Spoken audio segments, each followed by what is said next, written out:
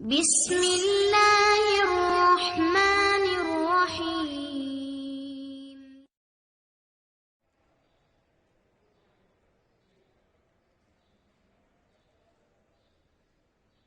بسم الله الرحمن الرحيم.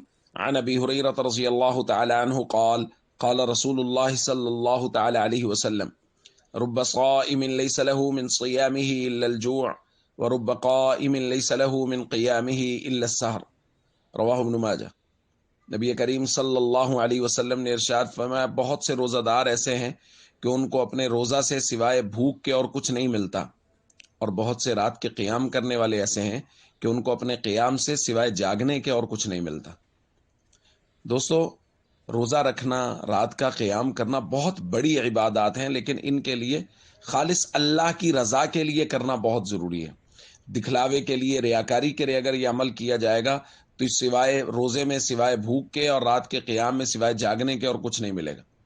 اسی طرح روزہ رکھ کے کسی کی غیبت کرنا، خدا نخواستہ بہتان بازی کرنا کہ روزہ رکھا ہوا ہے لہٰذا دو لوگ بیٹھ گئے اور بیٹھ کے کسی کی غیبت کر لی، بہتان بازی، تو اس کی وجہ سے بھی روزے کا اجر و ثواب ضائع ہو جاتا ہے۔ تو خلاصہ یہ ہے کہ روزہ رکھنا اور روزے کی حفاظت کرنا یہ دونوں مستقل کام اور دونوں مستقل ذمہ داریاں ہیں۔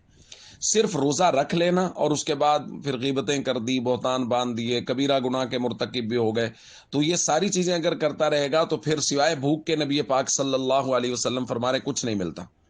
دوسری روایت میں اسی طرح کا مضمون حضور علیہ الصلوۃ والسلام نے بیان فرمایا۔ حضور نے فرمایا: الصیام جنۃ ما لم یخرقھا، روزہ ڈھال ہے کہ جب تک اس کو خود سے پھاڑ نہ ڈالے، یعنی اگر خود روزے کے آداب کی خلاف ورزی کرے گا اور روزے کی حفاظت نہیں کرے گا، بہتان بازیاں کرے گا، غیبت کرے گا یا لوگوں کو دکھاوے کے لیے روزہ رکھے گا، تو پھر اس سے اجر و ثواب ضائع ہوگا، اور اگر روزے کو پورے آداب کے ساتھ رکھے گا تو روزہ جہنم سے ڈھال بنے گا۔